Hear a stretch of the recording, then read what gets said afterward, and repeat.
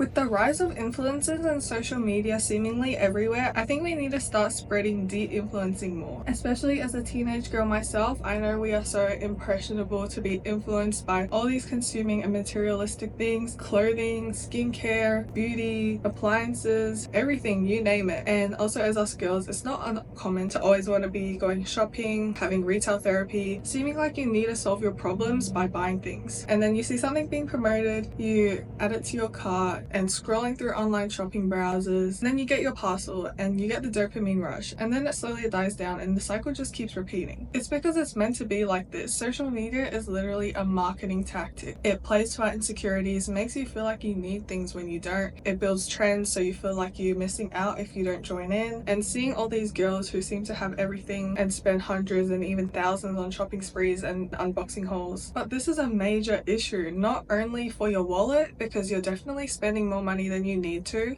but also for the world, because there's an environmental impact of the production and disposal of all these items. And it can also hurt your own self-image and worth, because you feel like your value is tied to maybe materialistic things rather than your inner work and values and the things money can't buy. And it might be a bit ironic, since I am a content creator, I haven't really done a lot of brand work, and if I do, it has to be a product that I'm genuinely interested in and feel like supporting. But I also have experienced the side of things where I feel like I need to buy something to be happy. When I was maybe like 13-14 years old, I'd want to buy a huge haul to experiment with styles and level up my wardrobe. But as time goes on, I go back to the basics and I realize I just like wearing simple things that are kind of timeless, not trends. For example, this shirt I'm wearing, I bought when I was 12, and to this day I love this brand, and this is more on the pricier side, 80 AUD. It's still one of my favorite and only t-shirts, so it's lasted me well. Let's talk about how products are always marketed towards girls as self-care or that girl or things you need, and run, don't walk, get this. But so many things are just impulsive purchases, so you see it and you're like straight away, I want that. But sometimes you need to sit with it, think more long-term, further down the line, like in a year, 5 years, 10 years, will I still be using this? And all these products marketed as self-care, like there's so many skincare items and accessories that you can buy now, which is so crazy. I only use like 2 or 3 brands, and one of them is just a brand that my mum gives to me, so I don't even go out and buy anything. And sometimes with skincare, simplicity is key. You don't need like 10 different products from different brands. Sometimes you just need the simple ingredients so your skin doesn't even get so overstimulated and irritated. But that's just the example of skincare, and also makeup goes along with this too, and also clothing, which I feel like there's so many clothing trends, but you don't have to keep up with them. And in fact, when you do play into those trends, people who are not chronically online can kind of tell that you're just playing into these trends, whereas the chronically online people think these trends are everywhere and everyone's doing it. So these social media marketing tactics are actually aimed at you to feel like you need a certain product to feel a certain way, when in fact you can just feel that certain way without it, without spending money, just by doing some inner work.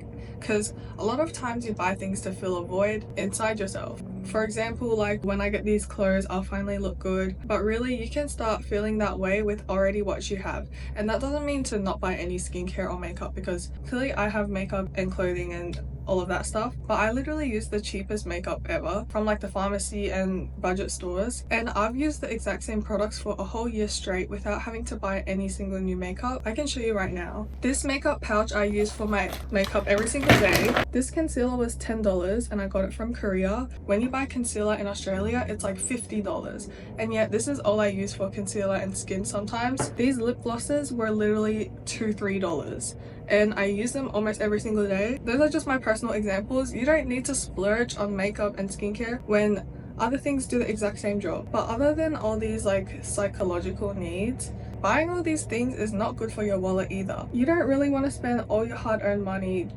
just on things you don't need, when you could be putting your money to more valuable and worthwhile things, such as investing or even just saving, or investing them into less frequent but higher quality purchases. And I've also watched documentaries on Netflix related to these topics, such as how to be smart with your money. And a common problem with a lot of people is that they can even fall into like credit card debt and live paycheck to paycheck just because they keep buying things that they don't particularly need. And along with buying so many things, you fill up your space and suddenly you have clutter, so you have to dispose things anyways, or you have to keep cleaning and organizing things. So this impacts your home well-being and also the waste you leave. I also watch documentaries such as like minimalism and the Marie Kondo series, and a lot of the important things is being happier with less, because less really is more, because sometimes having more will stress you out, and all the clutter actually can make you feel worse when you look at it all together. A Marie Kondo method is to only keep the things that spark joy, so everything else you get rid of. Instead of getting to that point first, start with your buying decisions, and when you buy something, see if it sparks joy. Ask yourself these questions: do I need it or do I want it?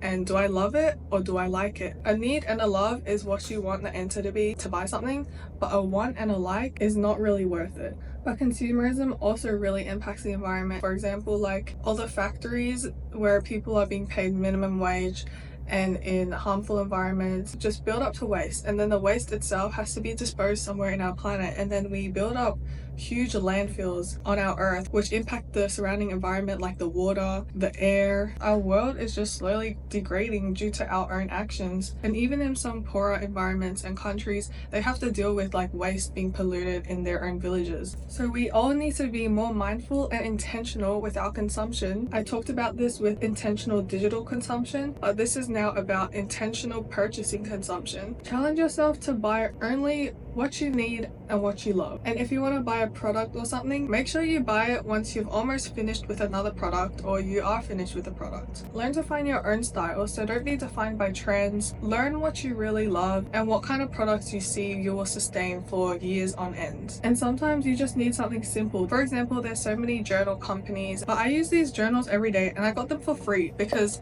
it's by ANZ and they were just promoting their company. But I use these so much and they were for free. But it really just starts with the habit of starting to write. Like, you're not gonna start to journal all the time once you get that expensive journal. You can start journaling when you have a free journal. When you feel like leveling up, then you can decide to buy another one instead of the other way around, like starting with an expensive one, because you might not even continue like the habit of journaling. Also with social media, if you see so many products being promoted and people showing off their hauls, I reckon to be more mindful of your engagement with that content, and if you can, to just ignore it, just swipe away. But sometimes products being marketed are for a good cause and are genuinely good products, so just learn to differentiate them. Just feel good and happy with everything you already have now, and redefine self-care to the inner work that you can't use money to buy. I hope this video can influence you guys to be de-influenced. Personally, I'm someone who doesn't buy a lot of things unless I really need to and have a reason to, like for gifts and discounts, but don't fall for things just because they're on discount to buy it. So I hope you guys can also work towards saving your money while saving the planet and building up your own self-worth. Thank you for watching, and keep up with me on Instagram. Please like and subscribe, and I'm currently posting daily on YouTube, so I hope to see you guys next time.